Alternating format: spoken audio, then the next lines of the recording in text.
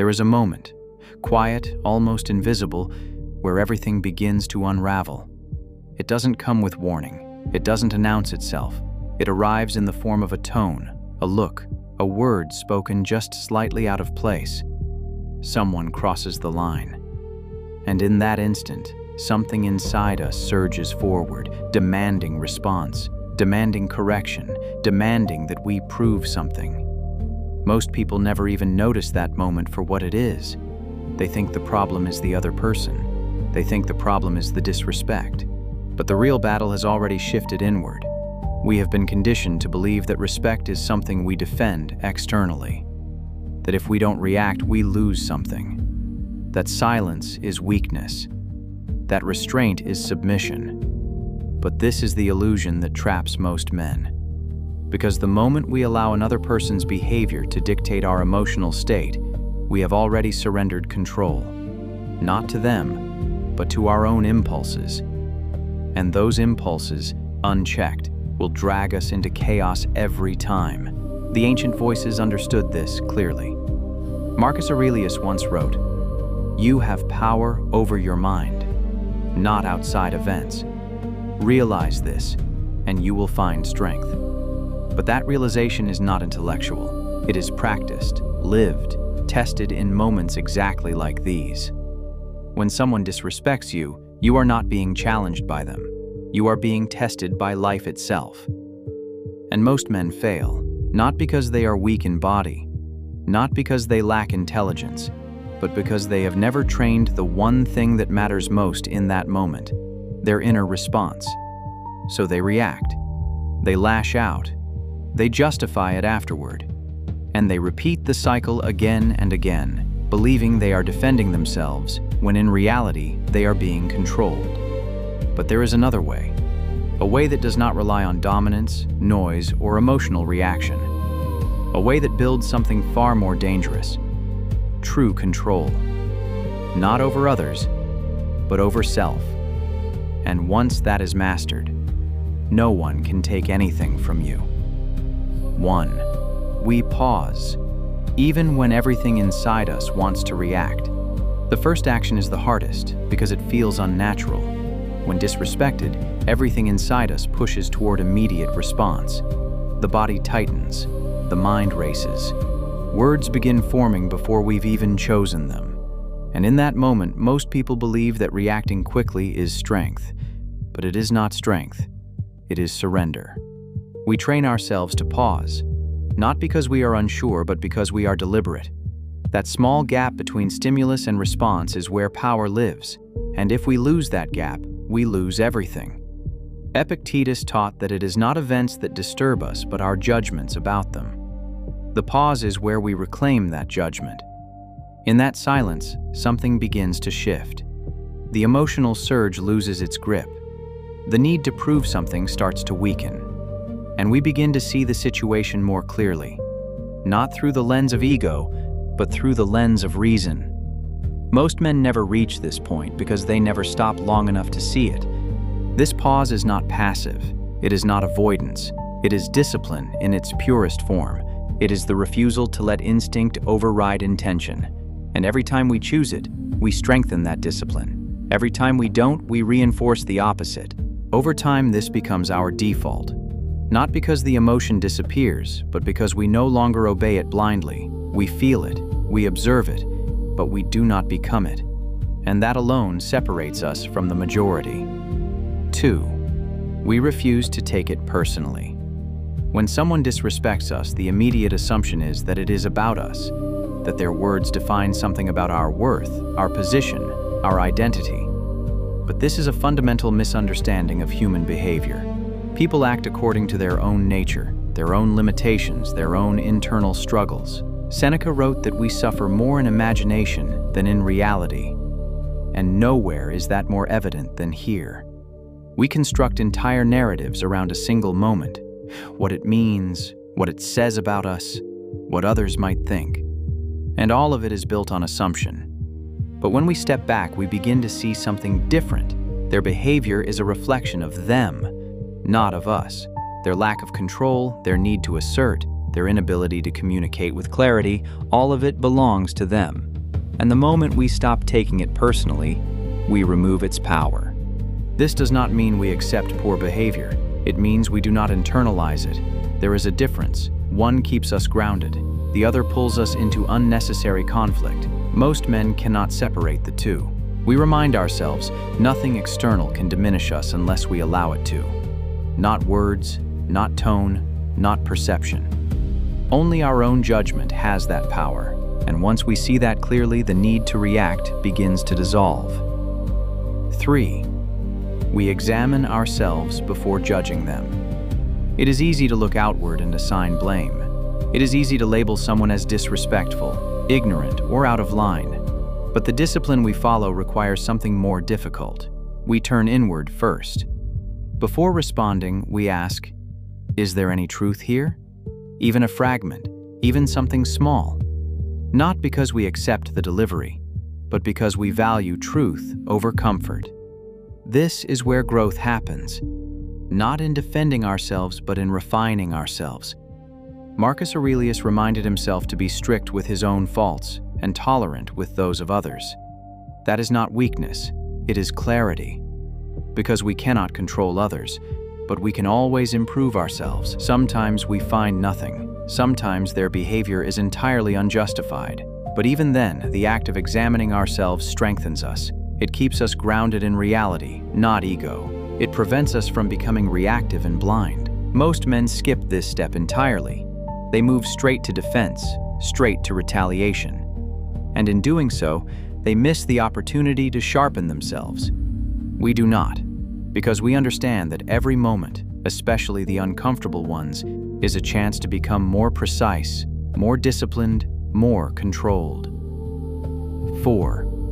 We choose our response, not our reaction. Once the emotion settles and clarity returns, we make a decision, not based on impulse, but based on intention. Sometimes that response is silence.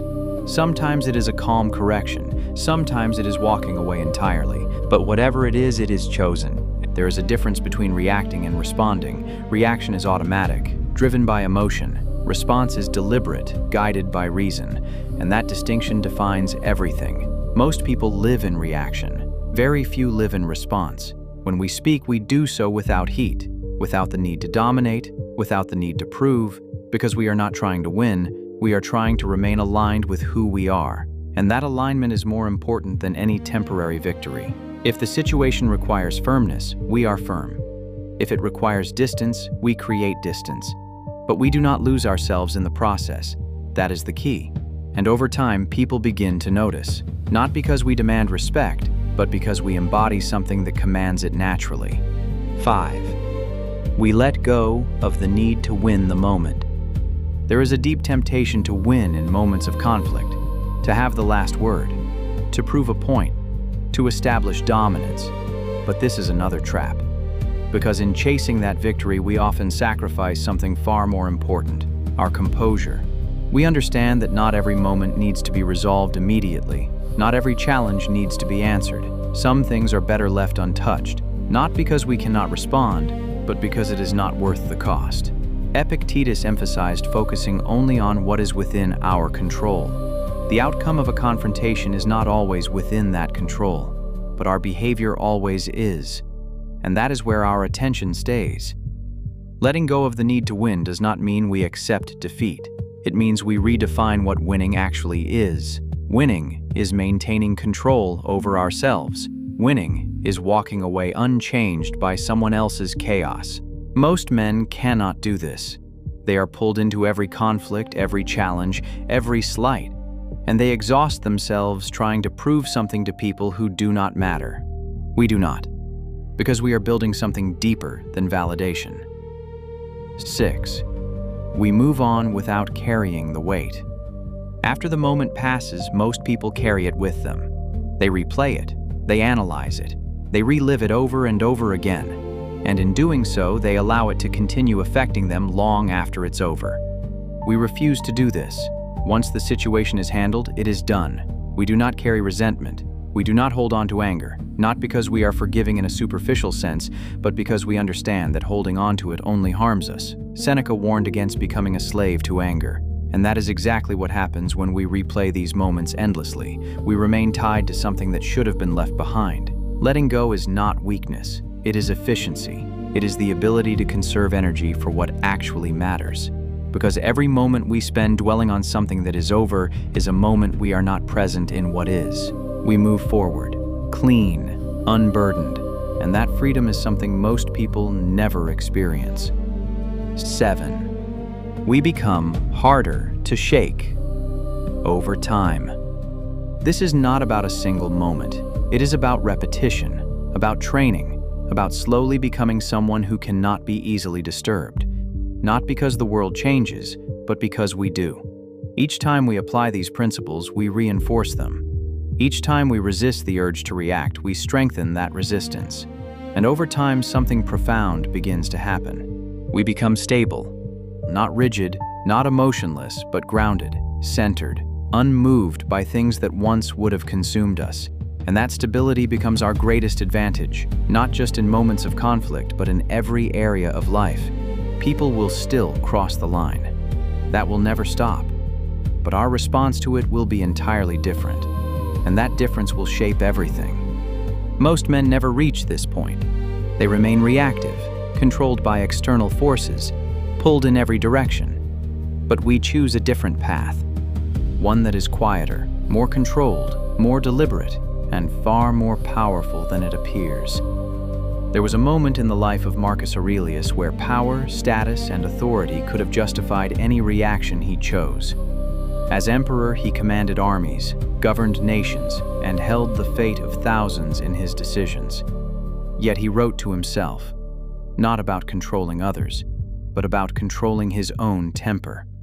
He reminded himself that people would be rude, selfish, arrogant, and ignorant, not as an excuse for them, but as preparation for himself. He trained his mind before the encounter ever happened, so when disrespect came, it was not a surprise, it was expected. And because it was expected, it had less power. There is something deeply practical in that. We do not wait for the moment of conflict to decide who we will be. We decide in advance. When we wake up, we prepare for friction. We remind ourselves that not everyone will act with reason or discipline. And by doing that, we remove the shock when it happens. The emotional spike that catches most people off guard begins to flatten, because we saw it coming. Epictetus lived a life where disrespect was not occasional, it was constant. Born into slavery, he was treated as property, spoken to without dignity, and subjected to control at every level. Yet he taught that no one could truly harm him unless he allowed them to corrupt his judgment. That idea is not abstract, it is forged in real conditions. If someone in chains could maintain that level of inner freedom, then what excuse do we have when someone speaks to us the wrong way? Think about how most people handle even minor disrespect today. A comment, a tone, a look, and it ruins their entire day. They carry it into their work, their relationships, their decisions. It spreads. But when we look at someone like him, we see a different standard, one that forces us to question whether we are reacting to the situation or exaggerating it through our own interpretation. There is also the example of Seneca, who advised powerful figures while navigating political environments filled with ego, manipulation, and constant tension. He understood that reacting emotionally in those spaces was not just unproductive, it was dangerous. So he trained himself to slow down his anger, not to suppress it blindly, but to examine it. He wrote about anger as a temporary madness, something that clouds judgment and leads to actions we later regret. And we can see that clearly in everyday life. How many times have we said something in the heat of the moment that we wouldn't say if we had waited just a little longer? How many situations escalated not because they had to, but because someone reacted instead of pausing? These are not rare occurrences. They are constant, and each one is a missed opportunity for control. There is a story often told about a man who was publicly insulted and chose not to respond. The crowd expected retaliation. They expected words, tension, escalation, but instead he remained calm and continued as if nothing had happened, Later, when asked why he didn't defend himself, he simply said that he refused to let someone else choose his behavior for him. That is the level of ownership we aim for, because once we allow others to dictate our reactions, we become predictable, easy to provoke, easy to control, and people notice that, even if they don't consciously think about it. But when we remain steady, when we don't give that reaction, something shifts, not just in us, but in how others perceive us. There are moments where walking away is the strongest possible response, not in a dramatic way, not to make a statement, but simply because engaging would lower us, because not every situation deserves our energy, and learning to recognize that is a skill that takes time to develop. We also begin to notice patterns, the same types of people, the same types of situations, the same triggers. And instead of being caught off guard each time, we become familiar with them. We start to anticipate them, and that anticipation allows us to stay grounded when they appear. Over time, the situations that once felt intense begin to feel smaller, not because they changed, but because we did. The same words that once triggered us now pass through without impact. The same tone that once irritated us now sounds almost insignificant. And that is not indifference, it is growth. There is also a quiet confidence that develops, not the kind that needs to be seen or validated, but the kind that comes from knowing we can handle ourselves in any situation, that no matter what someone says or does, we will not lose control. And that confidence cannot be taken because it is built internally. And when we operate from that place, something else happens. We stop attracting unnecessary conflict, not entirely, but significantly less, because people tend to push where there is resistance. They test where there is instability. And when they don't find it, they often move on. In the end, this is not about avoiding disrespect. That will always exist. It is about becoming someone who is not easily disturbed by it, someone who sees it clearly, responds intentionally, and moves forward without carrying it. And that kind of person is rare.